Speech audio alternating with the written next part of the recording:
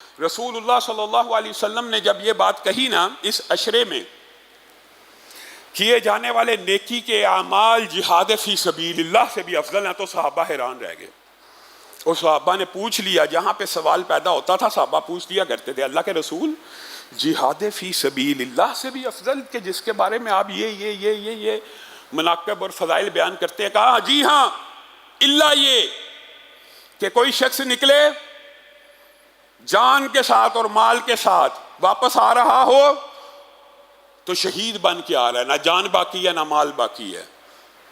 اس مہینے میں، اس 10 دن میں ایک بندے نے سبحان اللہ کہا، جہاد فی سبیل اللہ سے افضل ہے، لیکن اس مجاہد سے افضل نہیں ہے جس نے جان بھی لٹا دی اور مال بھی لٹا دیا، ورنہ جہاد سے بھی افضل ہے۔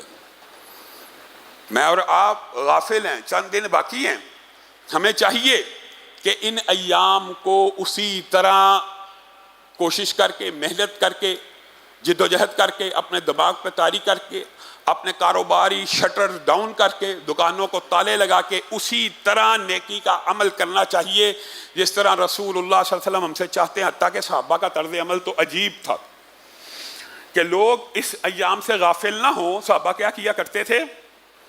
معروف بات ہے، اکثر لوگوں نے سنی ہوگی، بازاروں میں نکل جایا کرتے تھے، بازاروں میں، کیونکہ بازار شیطان کے گھر ہیں اور مادیت پرستی کی ایسی جگہ ہے کہ جب آپ بڑے بڑے مالز میں چلے جائیں تو آپ کچھ دیر کے لیے ایسے مادیت ایک ایسی چیز ہے، مادہ پرستی، لگژریز، آسائشیں ایک ایسی چیز ہے، انسان ان میں جتنا مرضی متقی ہونے کو چند لمحوں کے لیے کھو جاتا ہے اور اس کو محسوس ہی نہیں ہوتا کہ میں کہاں پہ ہوں، اور یہ انسان اس کی چمک دمک سے مرعوب ہو کے اس کے حصول کی خواہش دل میں پیدا کرتا ہے۔ لیکن اللہ والے اس شیطانی وسوسے سے بھی بچ جاتے ہیں۔ وہاں پہ صحابہ ان مقامات پہ جہاں شیطان انسان کے اوپر حملہ کرتا ہے اور مادیت کی طرف لے کے چلانے کی کوشش کرتا ہے اور اللہ کو بھول جانے کا سبق دیتا ہے، بازاروں میں سب سے زیادہ اللہ رب العزت کو بھول جانے کا سبق بازاروں میں دیا جاتا ہے، اور انسان بازاروں میں اللہ رب العزت کو بھول جاتے ہیں۔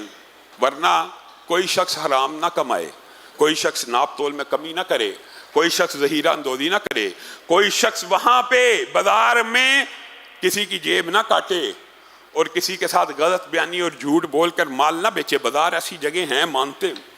تو صحابہ کا طرز عمل کیا ہوتا تھا؟ اللہ اکبر، اللہ اکبر، لا الہ الا اللہ، واللہ اکبر، اللہ اکبر وللہ الحمد۔ کہاں پہ جا کے کہہ رہے ہیں؟ بازاروں میں۔ اور کس طرح کہہ رہے ہیں؟ اونچی اونچی آوازوں میں، کہ یہ بازار کے لوگ اور بازار کی شاپنگ کرنے والے کہیں اللہ کو ان ایام میں بھول نہ جائیں۔ یہ رسول اللہ کے صحابہ کی سنت ہے، اور اس سنت کو بھی مجھے اور آپ کو زندہ کرنے کی ضرورت ہے کہ کچھ گاڑیاں، کچھ رکشے، کچھ موٹر سائیکلز، کچھ ایسا سسٹم ہونا چاہیے ان 10 ایام میں، حکومتی اجازت کے ساتھ گاڑیوں کے اوپر سپیکرز لگا کے بازاروں کے اندر چلائی جائیں اور وہاں پہ تکبیرات لگی ہوں، اللہ اکبر، اللہ اکبر، لا الہ الا اللہ، واللہ اکبر، اللہ اکبر وللہ الحمد۔ یہ تکبیروں کی صدائیں جب کسی کان میں پڑتی ہیں تو ہو سکتا ہے کوئی اللہ سے ڈر جائے۔ اللہ اکبر، پیسہ بڑا نہیں ہے، اللہ بڑا ہے، تجارت بڑی نہیں ہے، اللہ بڑا ہے، شیطان بڑا نہیں، اللہ بڑا ہے، مادیت پرستی بڑی نہیں، اللہ بڑا ہے۔ ہو سکتا ہے کسی کو ہدایت مل جائے۔ اور اگر کوئی یہ کام نہیں کر سکتا تو آج ہی سے باقی جتنے ایام ہیں، جب بھی بازار جانے کا موقع ملے، دکان سے شاپنگ کرنے کا موقع ملے، عمدن جان بوجھ کے اپنے اوپر طاری کر کے کم از کم اونچی آواز میں تکبیر ضرور کہیے، اللہ اکبر، اللہ اکبر، لا الہ الا اللہ، واللہ اکبر، اللہ اکبر وللہ الحمد۔ دکاندار کو پتہ لگے، ہو سکتا ہے آپ سے سوال کرے، بھائی کیوں پڑھ رہے ہو؟ اس کو بتایا جائے، گاہکوں کو پتہ چلے کہ ان ایام کی یہ فضیلت ہے، یہ مناقب ہیں، یہ فضائل ہیں، کہ ان ایام میں اللہ کی تکبیرات بلند کی جائیں گی۔ اور یہ ایام باقی دنوں سے افضل ہونے کا ایک سبب علماء نے یہ لکھ دیا کہ یہ واحد ایام ہے، واحد پورے سال کے، کہ جس میں 5 کے 5 اراکین اسلام بجا لائے جا سکتے ہیں، اور نہیں بجائے لا جا سکتے۔ رمضان میں حج ہو سکتا ہے؟ نہیں ہو سکتا۔ 5 کے 5 اراکین اسلام کے ان ایام میں بجا لائے جا سکتے ہیں۔ اس وجہ سے یہ ایام باقی ایام سے بہتر ہیں. آپ نفلی عبادت کے طور پہ کمپیریزن کریں. صرف ایک روزہ رسول اللہ صلی اللہ علیہ وسلم نے کہا 9 تاریخ کا یوم عرفہ کا روزہ. اور یہ بات بھی یاد رکھ لیجئے گا, آج کے خطبے میں آپ سے کہا تھا کہ بعض مسائل کا ذکر بھی کریں گے. یہ 9 ذی الحجہ کا جو روزہ ہے یہ آپ نے اپنے ملک کے 9 ذی الحجہ کا رکھنا ہے. سعودی عرب کا یوم عرفہ کا روزہ آپ نے نہیں رکھنا. ہر شہر کی, ہر ملک کی اپنی رویت ہوتی ہے, اپنی رویت کے مطابق افطار ہے, اپنی رویت کے مطابق روزہ رکھنا ہے.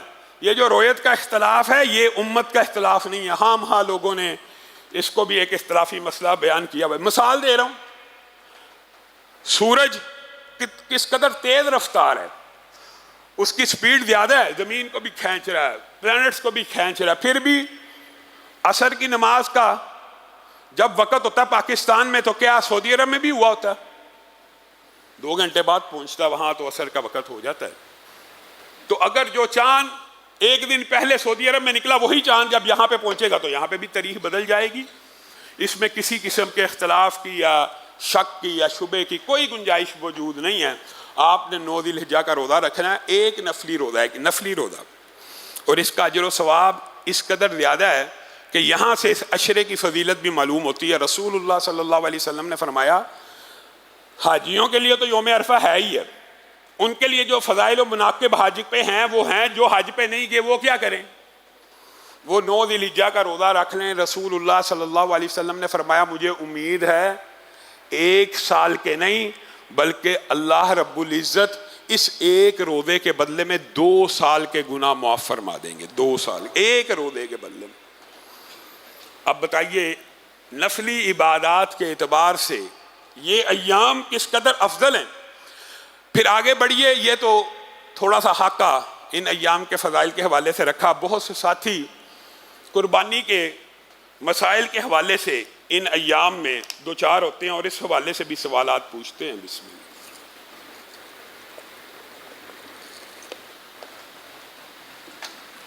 پہلی بات جو سب سے اہم ہے, ایک ہی حدیث میں 4 عیوب جو رسول اللہ صلی اللہ علیہ وسلم نے بیان کیے اور اس کے بعد بھی 2 عیب مختلف حدیثوں میں موجود ہیں. جانور کانا نہیں ہونا چاہیے, جانور لنگڑا نہیں ہونا چاہیے, اور جانور اتنا لاغر اور بیمار نہیں ہونا چاہیے کہ جس کی ہڈیوں میں گودا نہ رہے, یعنی بہت زیادہ کمزور جانور بھی نہیں ہونا چاہیے. پھر جانور کا جو کان ہے وہ آدھے سے زیادہ کٹا نہیں ہونا چاہیے. معمولی عیب ہے کان میں, تھوڑا سا عیب ہے, ہلکا پھلکا ٹیگ ڈالتے ہوئے چر گیا, تھوڑا سا کوئی نشان پڑ گیا, اس کی قربانی ہو جاتی ہے, جائز ہے. تھوڑے بہت عیب کان کے اوپر قربانی جائز ہے, نصف سے زیادہ کٹا ہو تو جائز نہیں ہے. اسی طرح سینگ کے بارے میں بھی یہی موقف ہے. ان عیوب سے پہلے جو معاشرے میں غلط العام ہے وہ یہ ہے, لا تذبحوا الا مسنہ کی جو حدیث ہے اس کو اگنور کر دیا جاتا ہے. رسول اللہ صلی اللہ علیہ وسلم نے فرمایا نہ تم قربانی کرو نہ تم ذبح کرو مگر 2 دانت کے. اور 2 دانت کی ٹرانسلیشنز اور تشریح کے اندر یہ بات ثابت ہے کہ 2 دانت سے مراد عمر نہیں ہے, عمر نہیں ہے. 2 دانت سے مراد 2 دانت ہیں اور 2 دانت سے مراد ان کا طلوع ہونا ہے. یہاں پہ ہمارے معاشرے میں بیپاری اپنا جانور بیچنے کے لیے کہتے ہیں 1 سال کا ہو گیا. بھائی حدیث میں 1 سال کا لفظ نہیں ہے, حدیث میں 2 دانت کا لفظ ہے. جی یہ 2 دانت ٹوٹ چکے ہیں, دوندا ہو گیا. حدیث میں ٹوٹنے کا بھی ذکر نہیں ہے. حدیث کا جو ٹرانسلیشن ہے وہ طلوع ہونے کا ہے. 2 دانت طلوع ہو جائیں, نمودار ہو جائیں, چاہے بالکل چھوٹے ہی کیوں نہ ہو, 2 دانت نمودار ہو جائیں تب اس کی قربانی جائز ہے. یہ کہنا کہ 2 دانت کا مطلب 1 سال ہے, بکری میں 2 دانت کا مطلب گائے میں 2 سال ہے, 2 دانت کا مطلب اونٹ میں 5 سال ہے, یہ فہم باطل ہے. اس کا کوئی قرآن و سنت سے ثبوت نہیں ملتا. حتیٰ کہ میں آپ کو ایک بات یہ بھی بتا دوں, ایک بکری ہے وہ 1.5 سال کی ہو جائے, 1.5 سال کی, اور اگر اس کے 2 دانت ٹوٹ کے نئے 2 دانت طلوع نہیں ہوئے اس کی بھی قربانی نہیں, چاہے 1.5 سال کی ہو جائے چاہے 2 سال کی ہو جائے. کیونکہ حدیث میں لفظ مسنہ اور طلوع ہونا اور یہ سارے جو الفاظ ہیں اس بات کے اوپر دلالت کرتے ہیں کہ جانور کے 2 دانت طلوع ہو چکے ہوں، ٹوٹ چکے ہونا بھی قابل قبول نہیں ہے۔ یہ جو 1 سال کی بات ہے یہ آئی کہاں سے، یہ بھی سمجھنے کی ضرورت ہے۔ اسی حدیث کا جو اگلا ٹکڑا ہے وہاں پہ رسول اللہ صلی اللہ علیہ وسلم نے یہ فرمایا، ہاں مگر جس کی جیب اجازت نہ دے، جس کی جیب اجازت نہ دے وہ 1 سال کا بھیڑ، چھترا اور دمبا اس قبیل میں سے 1 سال کا جانور ذبح کر سکتا ہے۔ یہاں پہ بھی بکری نہیں ہے، بکرا نہیں ہے۔ کون کون ہے؟ بھیڑ، چھترا، دمبا۔ یہاں پہ 1 سال کا لفظ موجود ہے، اور بیوپاری اتنے ہوشیار اور چلاک ہیں کاروباری اعتبار سے، وہ اس 1 سال کے ٹرانسلیشن کو کیا کہتے ہیں؟ 6 مہینے کا ہو گیا لگ جانا ہے۔ 6 مہینے کا جانور قربانی کے لیے بھیڑ ہو، چھترا ہو، دمبا ہو نہیں لگتا۔ چھترا، بھیڑ اور دمبے کے لیے بھی شرط کیا ہے 1 سال کا ہو، اور آپ کو یقین ہو یہ بندہ جھوٹ نہیں بول رہا، سچ بول رہا ہے، پھر 1 سال کا کرنا ہے۔ تو اس وہم اور شک سے بچنے کے لیے وہ بھی نہیں کرنا چاہیے۔ وجہ سن لیں، وجہ یہ ہے کہ یہاں پہ جو 1 سال کی اجازت دی گئی ہے وہ کس چیز کے ساتھ مشروط کی گئی ہے؟ اگر جیب اجازت نہ دے، اور آپ حیران رہ جائیں گے، یہ جو 1 سال کے چھترے بیچ رہے ہوتے ہیں ان کی قیمت 50-60 ہزار ہوتی ہے، اور دوندا بکرا نارمل کمزور یا چھترا 30-40 ہزار کا مل رہا ہوتا۔ تو مارکیٹ میں اگر 30-40 ہزار کا جانور دوندا اویلیبل ہے تو 60 ہزار کا 1 سال کا قربانی پہ نہیں لگتا۔ آپ 60-70 ہزار کا 1 سال کا جانور لے کے آئیں کہ رسول اللہ نے اجازت دی ہے۔ بھائی رسول اللہ نے اس بندے کو اجازت دی ہے جس کی جیب اجازت نہیں دیتی تھی، تیری جیب تو دوندا خریدنے کے قابل ہے۔ اب یہاں پہ یہ بات بھی سمجھ لیجئے کہ 2 دانت سے مراد کم از کم ہے۔ اس کا مطلب یہ ہے کہ 2 دانتا ہو تو 4 دانت والا بالأولیٰ جائز ہے، 6 دانت والا بالأولیٰ جائز ہے، 8 دانت والا بالأولیٰ جائز ہے۔ بعض ظاہریوں نے یہ شاذ موقف ہے کہ اس 2 دانت سے صرف 2 دانت مراد لیا، مراد کم از کم عمر کی حد ہے، اور جتنا بڑا ہوگا وہ اس سے 2 دانت سے اوپر سارے جانور مسنون ہے، جائز ہے، قربانی کے لیے حلال ہے۔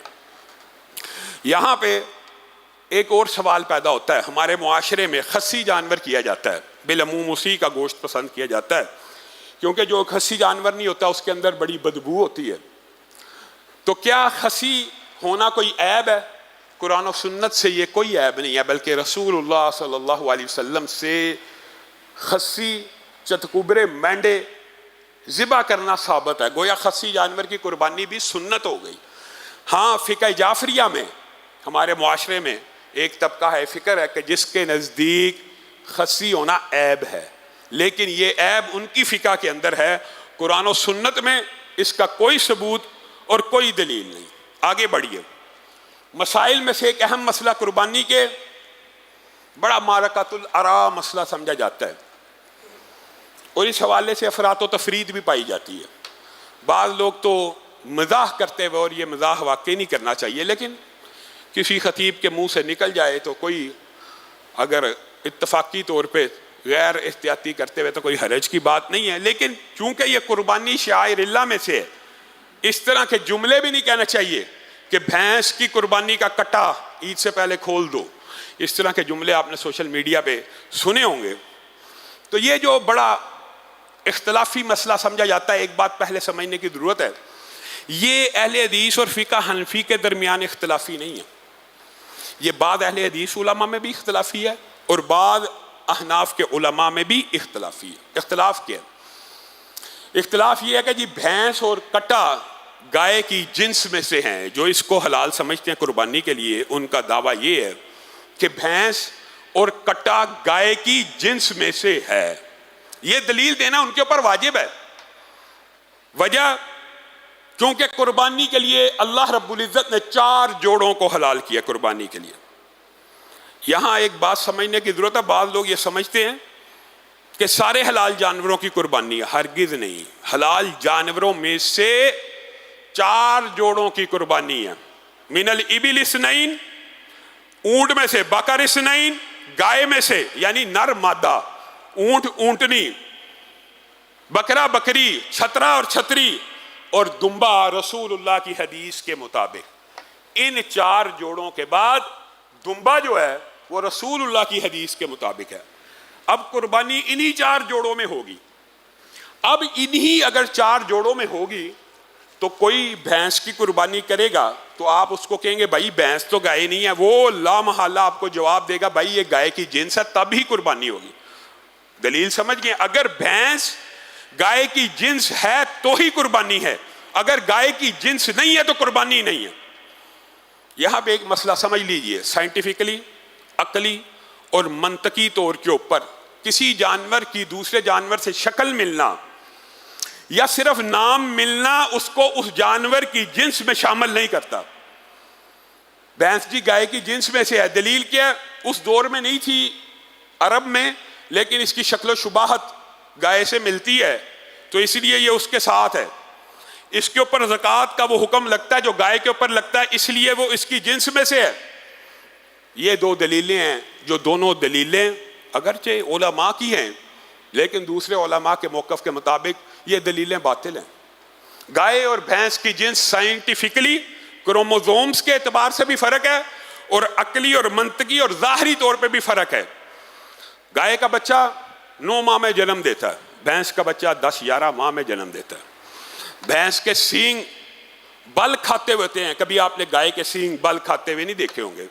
بھینس کیچڑ پسند, پانی پسند جانور ہے, گائے صفائی پسند جانور ہے. کبھی آپ گائے کو دریا میں یا کیچڑ میں لوٹ پوت ہوتے نہیں دیکھیں گے. بھینس کو آپ چھوڑیں سب سے پہلے کیچڑ میں جائے گی اور پانی میں جائے گی. دودھ کی نوعیت کا بھی فرق ہے. پھر جنس کے اختلاف ہونے کا سب سے بڑا جو سائنس کے طالب علم ہیں وہ بھی جانتے ہیں اور جو عام لوگ ہیں وہ بھی جانتے ہیں, فیملی ایک ہو, سپیشیز الگ بھی ہوں لیکن اوپر سے فیملی ایک ہو تو بھی ان سپیشیز کا آپس میں اختلاط ہو جاتا ہے, آپس میں تعلق قائم ہو جاتا ہے, آپس میں انٹرکورس ہو جاتا ہے. آپ دیکھیں گدھا اور گھوڑا الگ الگ جنس ہے کہ نہیں؟ فیملی ایک ہے تو گدھا اور گھوڑا کا آپس میں ملاپ ہو جاتا ہے کیونکہ کروموزوم کا سٹرکچر ایسا کہ ملاپ ہو سکتا ہے. کوئی ذی شعور بندہ گھوڑے کو اور گدھے کو ایک جنس نہیں کہہ سکتا, الگ الگ جنسوں کے باوجود ملاپ ممکن ہے. اسی طرح زیبرا ہے. اب یہاں پہ آپ بھینس کا اور گائے کا ملاپ کر کے دکھائیے, نہیں ہو سکتا. یعنی صرف جنس فرق نہیں ہے, فیملی بھی فرق ہے. اور اس فیملی کو بفلو کہا جاتا ہے, یہ جنگلی جانور ہے اور وہ پالتو جانور ہے. اس کو آپ ہل میں جوت لیں گائے کو جتنے مرضی سال, بھینس کو جوت دیں. یعنی زمین آسمان کا فرق ہے. جو پہلی دلیل ہوگی کہ جنس میں سے ہے وہ عقلی منطقی طور پہ جنس میں سے نہیں ہے. پھر دوسری بات نام کا, جی بعض لوگوں نے اس کو نام سے کہا ہے کہ یہ بھی نوم من البقر ہے. اب آپ ایمانداری سے بتلائیے گا, زیبرا اس کو کیا کہتے ہیں عربی میں؟ حمارے وحشی. حمارے کیا نام ہے؟ حمار. کیا نام حمار ہونے سے زیبرا حرام ہو جائے گا؟ گھریلو گدھا تو حرام ہے اور زیبرا حلال ہے.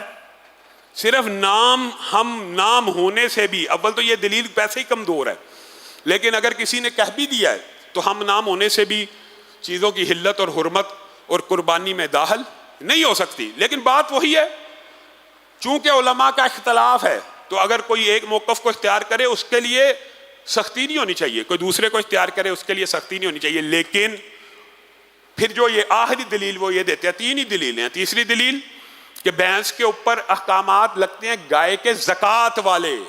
یہاں پہ یاد رکھیے احتیاط کا ایک کلیہ ہوتا ہے, فقی. بھینس کے اندر زکوٰۃ دینے میں احتیاط ہے کہ گائے کے اوپر قیاس کیا جائے اور اس کے مطابق زکوٰۃ دی جائے, اور قربانی کے اندر احتیاط یہ ہے کہ وہ نہ کی جائے. احتیاط کے بھی 2 فقہی قاعدے ہوتے ہیں. قربانی کے اندر بھینس کو لے کے جائیں تو احتیاط یہ ہے کہ ان 4 اجناس کی جائے اور بھینس کو نہ کیا جائے. اور زکوٰۃ کے اندر جب احتیاط کا کلیہ آئے گا تو ادا کرنا احتیاط کا پہلو ہے, اس لیے یہاں پہ احتیاطاً ادا کی جاتی ہے. تو یہ 3 جو دلائل ہیں یہ ان لوگوں کے ہیں. اور میں حیران ہوتا ہوں کئی مرتبہ کہ بھینس کی قربانی پہ اتنا لمبا چوڑا 10 دن بحث ہوتی ہے, ہر سال 10 دن. بھینس تو اب گائے سے سستی رہی بھی نہیں, بھینس تو اب مہنگی ہے. اب گائے اویلیبل ہے, اب وہ 4 اجناس جن کے اوپر کوئی شک و شبہ نہیں موجود ہیں، تو ان کو کرنے کی بجائے ایک مشکوک چیز کو کرنے کا کیا فائدہ ہو سکتا ہے؟ کوئی فائدہ نہیں۔ اللہ رب العزت جو کہا گیا، جو سنا گیا، اس کو سمجھنے کی توفیق عنایت فرمائے۔ اگر کسی ساتھی کے ذہن میں قربانی کے حوالے سے کوئی اور بھی سوال ہو تو وہ کر سکتا ہے۔ ہاں، میرے ذہن میں ایک اور بات آ گئی، ساتھیوں نے بھی پوچھا تھا، گائے کے اندر 7 حصے ہوتے ہیں، اونٹ کے اندر اگر آپ چاہیں تو 7 حصے بھی رکھ سکتے ہیں اور 10 حصے بھی رکھ سکتے ہیں، 7 حصے بھی اور 10 حصے میں بھی، یہ اللہ رب العزت کی طرف سے آسانی ہے۔ پھر گائے کے اندر کیا 2 حصے عقیقے کے رکھے جا سکتے ہیں اور 5 حصے قربانی کے؟ آپ قربانی اور صدقے کو ملا رہے ہیں، نہیں رکھے جا سکتے۔ حتیٰ کہ حالی گائے کے اندر عقیقہ کیا نہیں جا سکتا، گائے کا عقیقے کے ساتھ کوئی تعلق نہیں۔ عقیقے کے لیے ایک مکمل جانور کی جو حدیث ہے، ہاں اس جانور کی شرط دوندہ ہونا ضروری نہیں ہے، وہ کم عمر ہو سکتا ہے، اس میں کسی بھی قسم کے کوئی اچنبے کی بات نہیں۔ معزز سامعین گرامی قدر، قربانی کے بعد مسائل کے حوالے سے آپ کے سامنے چند باتوں کو رکھا۔ ان میں سے ایک مسئلہ یہ بھی ہے کہ قربانی کا جانور انسان خرید لایا، قربان کرتے ہوئے یہ جو ممانعت قربانی کے عیب ہیں وہ وقوع پذیر ہو جائے تو اس کی قربانی ہو جاتی ہے کہ نہیں؟ تو راجح موقف یہ ہے کہ دوران قربانی آپ نے جانور کو گرایا کس کام کے لیے؟ ذبح کرنے کے لیے، تو آپ دوبارہ اس کو اٹھا کے چیک نہیں کریں گے گرنے پہ لنگڑا ہوا ہے کہ نہیں ہوا، اس کام میں نہیں ہے۔ ہاں، اس ٹائم گرتے وقت لنگڑا ہو گیا، نہیں ہوا، آپ نے ذبح کر دیا، قربانی ہو جائے گی۔ گرتے ہوئے کان سینگ کے نیچے آ کے کٹ گیا، قربانی ہو جائے گی۔ گرتے ہوئے آنکھ کو ضرب لگ گئی، قربانی ہو جائے گی۔ دوران ذبح کرتے وقت جو آپ نے اس کو ذبح کرنا ہے، اس عالم میں جو بھی آپ عمل کریں گے اس میں کوئی معذوری اور فالٹ پیدا ہو جائے، وہ قربانی میں مانے نہیں ہے، بلکہ قربانی ہو جائے گی۔ لیکن آپ قربانی کا جانور لے کے آئے آج، ابھی 4-5 دن باقی ہیں، آج اور کل میں عیب پیدا ہو گیا جو مانے قربانی ہے، پھر قربانی نہیں ہوگی، پھر آپ کو دوبارہ جانور لے کے قربان کرنا ہوگا۔ اور ایک بات یاد رکھیے، رسول اللہ صلی اللہ علیہ وسلم نے کہا جس کے پاس استطاعت ہے، جس کے پاس استطاعت ہے، استطاعت سے مراد عید کے ایام آگے ہیں، یہ کسی کی جیب میں 30, 40, 50 ہزار یا 25,000, 23,000 گائے کے حصے کا، یا آپ یوں سمجھ لیجئے 20,000 سے لے کر 60-70 ہزار روپے تک موجود ہے کسی کی جیب میں، اور وہ مسلمان ہے اور وہ کلمہ گو ہے، اگر وہ قربانی نہ کرے تو رسول اللہ صلی اللہ علیہ وسلم نے فرمایا پھر وہ مسلمانوں کی عیدگاہ کے قریب بھی مت آئے۔ مانتے ہیں کہ قربانی اس طرح تقیدی ہے، یہ تقید ہے کہ نہیں، یہ سنت موقدہ ہے کہ نہیں، یہ رسول اللہ نے حکم دے دیا کہ نہیں، قرآن پاک میں فصلی لربک وانحر ہے کہ نہیں، متعدد آیات ہیں۔ مانتے ہیں کہ قربانی اس طرح فرض نہیں ہے کہ جس طرح نماز روزہ فرض ہے، لیکن اس کی اہمیت اتنی بھی کم نہیں ہے کہ جیب میں پیسے بھی پڑے اور قربانی نہیں کرنی۔ پھر وہ بندہ رسول اللہ کی حدیث کے مطابق ہماری عیدگاہوں میں مت آئے کہ قربانی کا شعار ہے، یہ شاعر اللہ ہیں، پورے مسلمان قربانی کر رہے ہیں اور تو نہیں کر رہا۔ اور پھر ہمارے معاشرے میں کمپیریزن کیا جاتا ہے، یار قربانی کی جگہ کولر لگوا دو، قربانی کی جگہ جہیز بنا دو۔ یہ بھی ایک عجیب فلسفہ ہے۔ ہر سال لبرل اور ملحد مافیا کبھی اینڈرائیڈ فون خریدنے سے پہلے نہیں کہے گا، کبھی ویلنٹائن ڈے سے پہلے نہیں کہے گا، کبھی غبارے اور کیک کاٹنے سے پہلے نہیں کہے گا کیک کی بجائے غریب کی منہ میں 2 لقمے ڈال دیے جائیں، کبھی 1 لاکھ کا اینڈرائیڈ خریدنے سے پہلے کولر لگوا دیا جائے، کبھی اواری پی سی میں کھانا کھانے کا 20,000 سے پہلے کسی غریب کو 4 پائی دے دی جائے۔ یہ ساری کی ساری باتیں صرف شعائر اللہ پہ ہیں۔ سیمٹ کی بوری مسجد میں دینے سے بہتر ہے، قربانی کرنے سے بہتر ہے، حج کرنے سے بہتر ہے۔ کولر بھی لگنا چاہیے، غریب کی بیٹی کی شادی بھی ہونی چاہیے، جہیز بھی بننا چاہیے، لیکن جو ایام جس عبادت کے ہیں ان ایام میں اس عبادت کی نفی کرنا اور اس کو کنڈیم کرنا، یہ بھی شاعر اللہ کے خلاف بغاوت ہے۔ یہ شاعر اللہ کے خلاف بغاوت ہے اور اس سے بچنا چاہیے اور اس سے اجتناب کرنا چاہیے۔ حسب سابق ہمارے ادارے میں بھی اجتماعی قربانی کے حوالے سے ایک حصہ 23,000 کا اور ایک حصہ 25,000 کا رکھا گیا ہے، اور چوتھے دن کی قربانی کا حصہ رسول اللہ صلی اللہ علیہ وسلم کی سنت کو زندہ کرنے کے لیے اس قربانی کا حصہ 20,000 روپے رکھا گیا، اور چوتھے دن قربانی کہ سنت کا حیاء معاشرے میں ضروری ہے۔ ایام تشریق، ایام معدودات، ایام معلومات، ساری عربی لغت جاننے والوں کو پتا ایام تشریق، ایام کس کی جمع؟ یوم کی، تثنیہ کے لیے یومین، اور کم از کم 3 کے لیے ایام کا لفظ استعمال ہوتا ہے۔ ایام تشریق، ایام معدودات، ایام معلومات، اجماع امت ہے۔ یوم النحر قربانی کے دن کے بعد کے ایام ہیں، اور کم از کم کتنے ہیں؟ 3۔ قرآن پاک کی جو آیت ہے حاجیوں کے لیے، فمن تعجل فی یومین، اگر آپ اس کو ہی پڑھ لیں تو آپ کو پتہ لگ جائے گا کہ 4 دن کی ہوگی تو تعجیل 2 دن ہو سکتی ہے، ورنہ تو حاجی 11ویں کو واپس آ جائے۔ اگر 3 ہی دن ہو تو 2 دن کی تعجیل 11ویں کو، ایسا نہیں ہے۔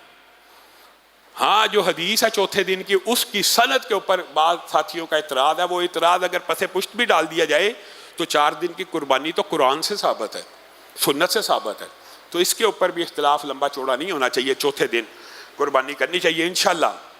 نماز عید الاضحیٰ 5:45 پر اسی پارک میں ادا کی جائے گی۔ سب ساتھی اپنی فیملیز کے ہمراہ، عورتوں کے ہمراہ، حتیٰ کہ رسول اللہ صلی اللہ علیہ وسلم نے کہا وہ عورتیں بھی آ جائیں، وہ عورتیں بھی آ جائیں جو مسجد میں داخل نہ ہو سکیں، یعنی ایام میں وہ عورتیں بھی ہماری عیدگاہوں میں آئیں تاکہ مسلمانوں کی دعاؤں میں شامل ہو جائیں۔ اور آپ سب ساتھیوں نے ایک اپنی ٹریننگ اور تربیت یہ بھی بنانی ہے کہ قربانی کے جانور کا گوشت، قربانی کے جانور کی کوئی چیز بطور اجرت دینا جائز نہیں ہے، بیچنا جائز نہیں ہے۔ کوئی فقیر کو دے، فقیر بیچ سکتا ہے، فقیر گوشت بھی بیچ سکتا ہے، فقیر کھال بھی بیچ سکتا ہے، فقیر کی مرضی ہے، آپ نے دے دیا، آپ نے اللہ کے لیے دینا ہے۔ لیکن آپ کھال کو بیچ کر اس کا پیسہ نہیں کھا سکتے، آپ کھال کسائی کو بطور اجرت نہیں دے سکتے، آپ نے وہ اللہ کے لیے وقف کرنی ہے۔ تو اللہ کے لیے وقف کرنے کا جو سب سے خوبصورت انداز ہے کہ دین کے اداروں کو دیں، اور اس کام میں بھی نہ پڑیں کہ کوئی مدرسے سے آئے گا تو آپ کی کھال اٹھا کے لے کے جائے گا۔ دین کا کام، شاعر اللہ کا کام پوری ذمہ داری سے ادا ہونا چاہیے۔ قربانی کی ہے، کھال ڈالیں اور اپنے قریبی مسجد اور مدرسے کو پہنچا دیں، خود جا کے پہنچائیں، تب آپ نے قربانی کے فلسفے کو اور اس مفہوم کو اور اللہ کی راہ میں ڈونیٹ کرنے کے مسئلے کو سمجھا۔